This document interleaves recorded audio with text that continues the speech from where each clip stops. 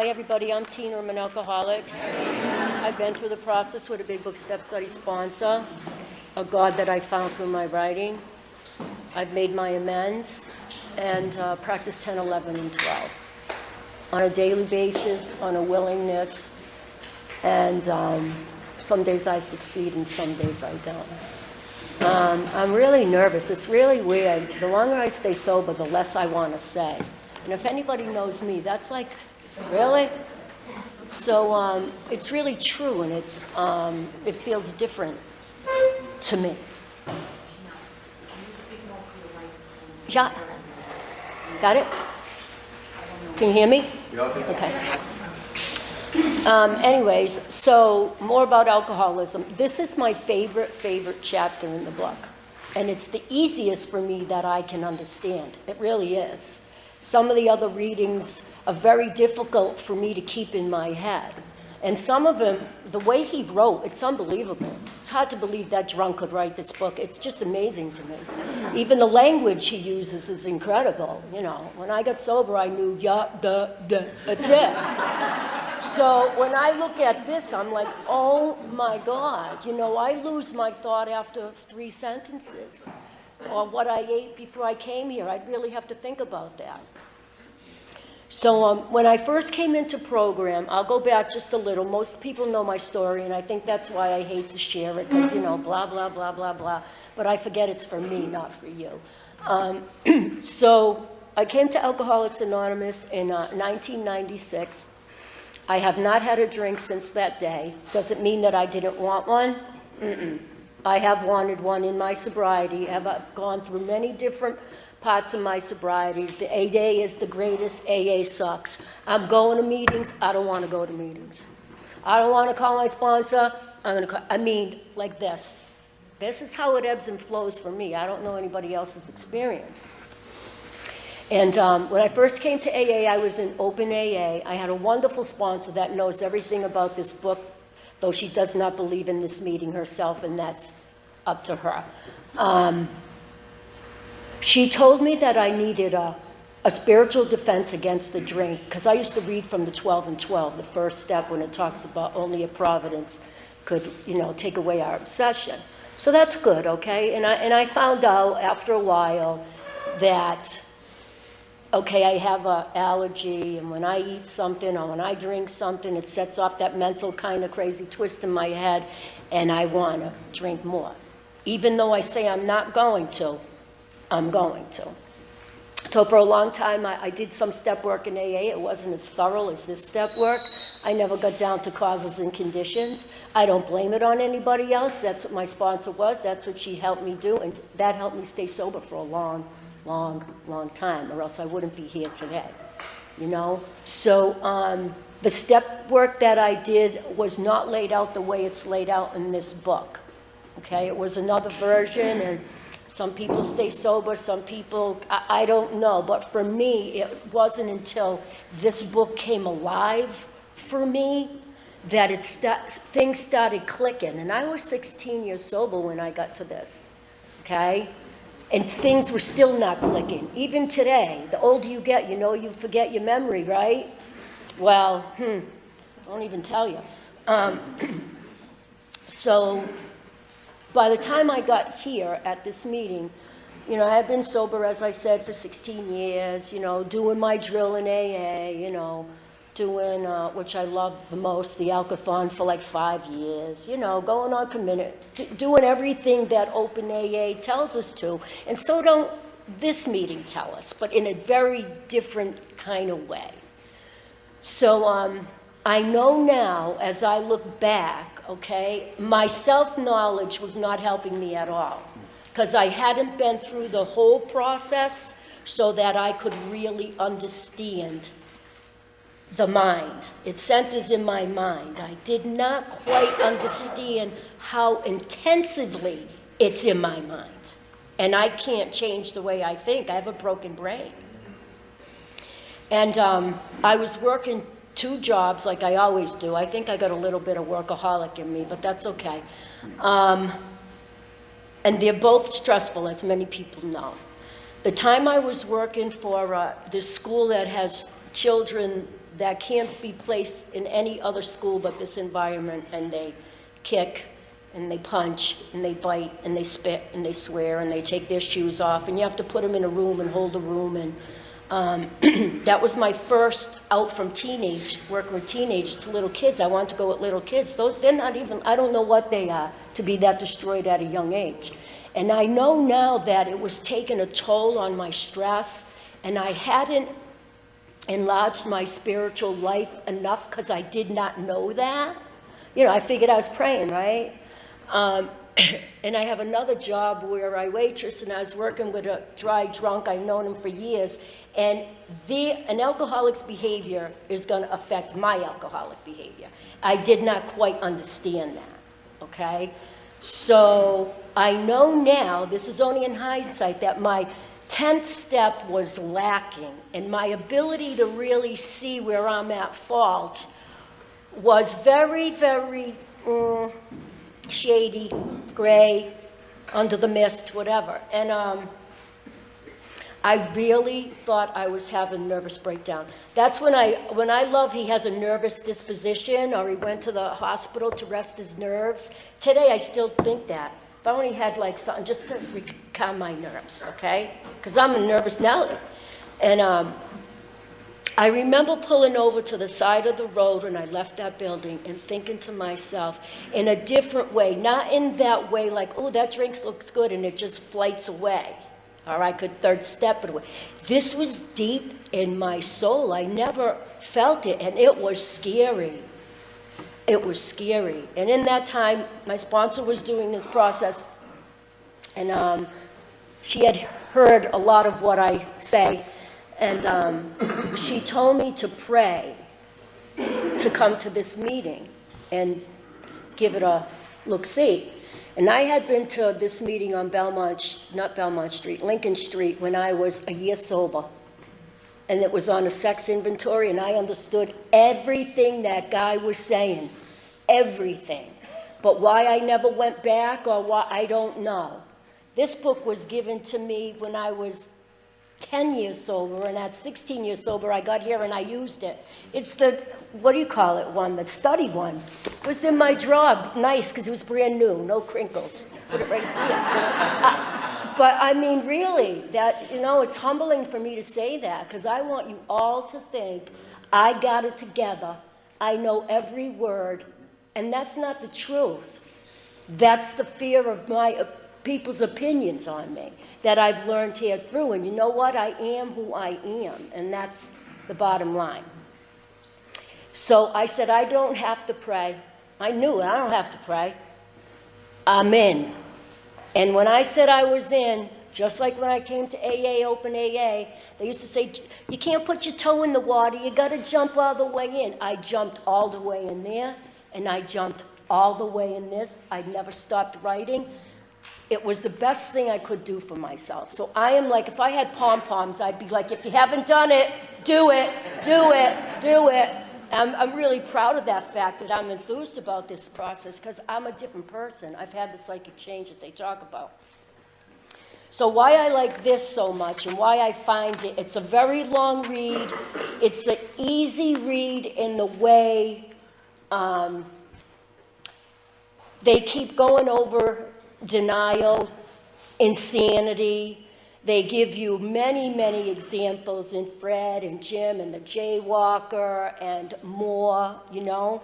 And I had to learn that the second part of this is it's not the circumstances which determine my drinking. It's not, has nothing to do with the circumstances. It's the disease in my mind. It's that mental, and I didn't know that. I always thought, yeah, you go out, you get drunk. I shouldn't have done that.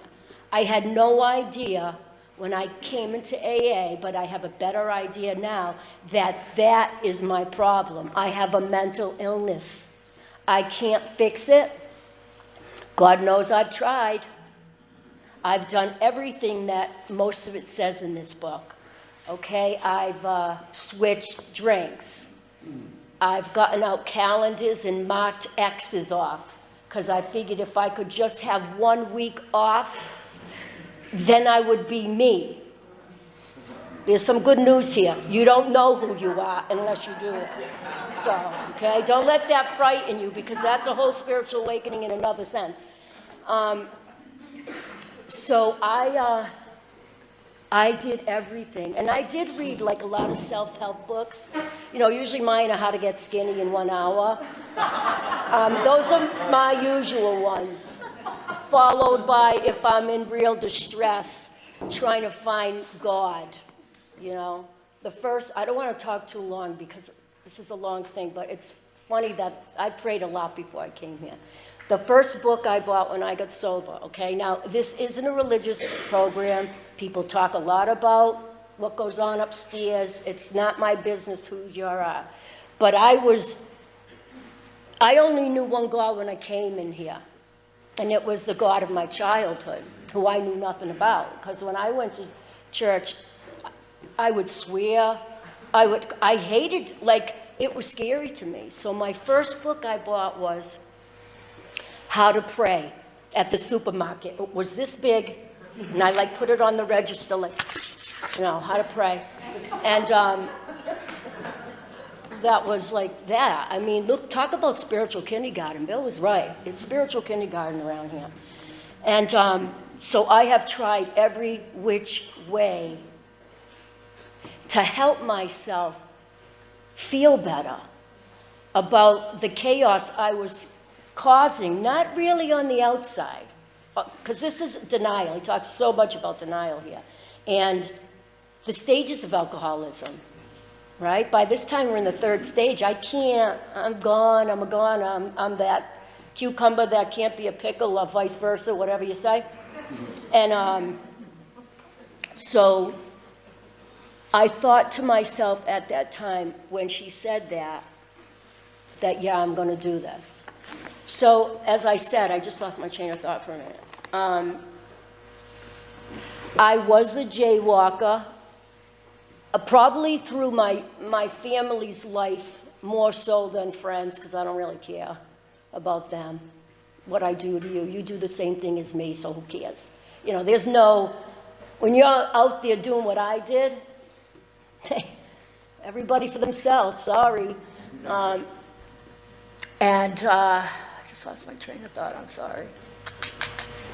See how easy it is? All righty, let's go. Anyway, so, yeah, it's tough.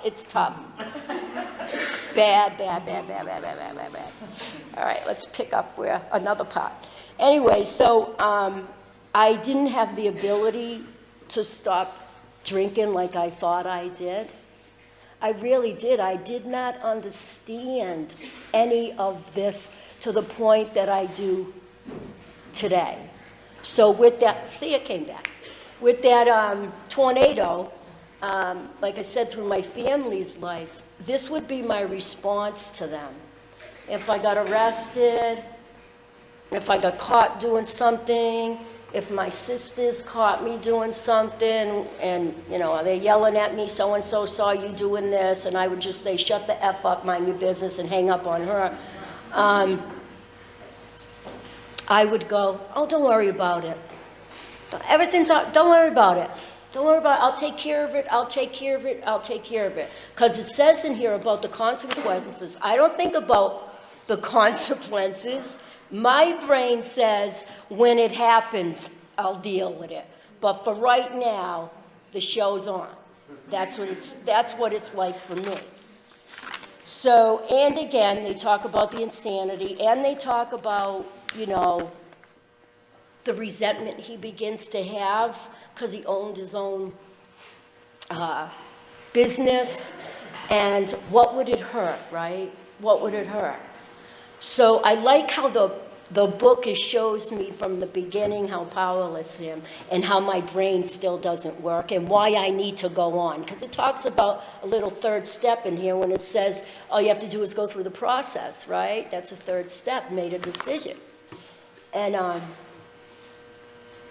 I've been in that kind of situation many a times where, that looks good. But because I understand the condition of who I am and the hopelessness of my mind is broken even today. It's not fixed today. And here's an example. I'm not going to take up a lot of time because I really like listening to people on this step. Okay, most of you know I waitress. I do many jobs that have entertainment or serving or whatever. So I work for a very wealthy couple, and I do their private parties whenever they have a private party. So they had a private party last Sunday, and their parties are way out there. So they had this time 2 chefs come in to make sushi for their guests, but you do it. You make the sushi, the guests do. So you got this chef, that chef, and the guy who I work for was making this cocktail that I swear to God, I could not take my eyes off it. I really couldn't, and when they poured it in the glasses, when I tell you, to me, they were beautiful. That's what oh my God, I never saw a drink like that. That's what I was saying to myself as I'm rolling sushi. I don't know where the rice was. I'm like, and what it was Chinese whiskey, lemon, mint, like a mojito, but it was made in this different way, okay?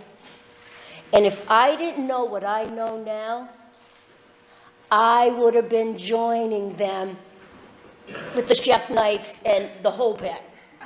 But it shows me the insanity of this disease as clear as it can, as they take it down in this book, as they show it in this paragraph, because this whole chapter, I would have to, I don't know, put it on cards to remember everything that they talk about. And I can laugh at that, because I don't live on self-knowledge, because that will reveal me nothing, because I'm a girl who will say anyways, yeah, but I know. Yeah, I know. And I know nothing. Today I don't know nothing, and neither did I back then, okay? So I, right in that kitchen for 1 second, I took 1 minute and paused and said, thank you, God, that I know what that is, okay? What that insanity is looking pretty. And the truth of the matter is I have a broken brain. I cannot ingest alcohol. It's an accelerant to me, not a decelerant. It's an accelerant for me, and all bets are off. So because I've done this work, and because I keep as close to AA as I can, I wish it was closer, but you know what? I have a life now. Isn't that amazing? I went from a girl who smoked crack in a 3rd floor closet. I don't know who was going to get me in that closet, but somebody was, okay? To a girl that, works 2 jobs and gets to share at AA and takes care of her mother and her dad and tries really hard through the principle of this program to realize when I'm selfish and someone's trying to be my friend. Because intimacy, you better just back off. You can come over here. That's about it. And I have to practice those principles. I have to do all that so I can maintain this part of the book, okay? My mental illness and my spiritual growth. And it's not an easy job.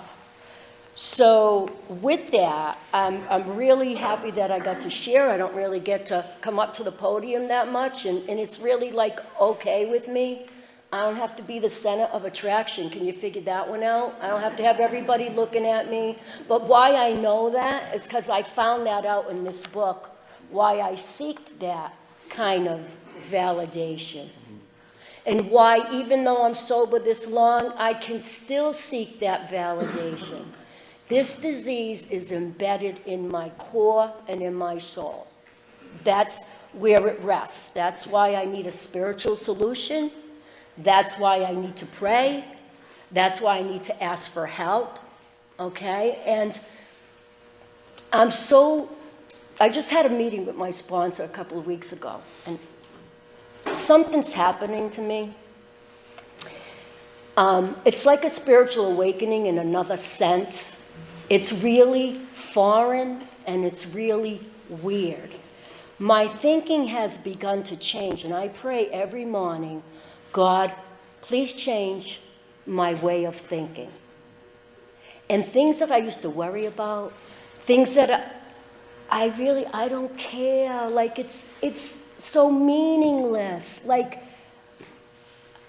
I can't explain it, okay? That's all I can say. I wish I could like throw it out there and you, okay, I get it, but it's unbelievable. So though I talk previous in the book, I'm armed with this information that saves my life. But if I know this and I don't go on, I'll be like the guy who's got his slippers thinking everything's okay and pick up a drink. And I know it because I see it. And I also know it because a lot of people don't agree with this. When I say, or you hear, the farther you are from a drink, the closer you are. They don't believe that, you get your whatever. I don't care what you say, what you think, I do. Because I've been removed for the drink from a long, long time. If I don't do this, and I don't keep in, I am closer to a drink, because I'm going to forget about the insanity and that subtleness that comes to my mind. So I'm really happy you asked me to speak. It's really good for me and make my night nice and complete. And thank you all for listening.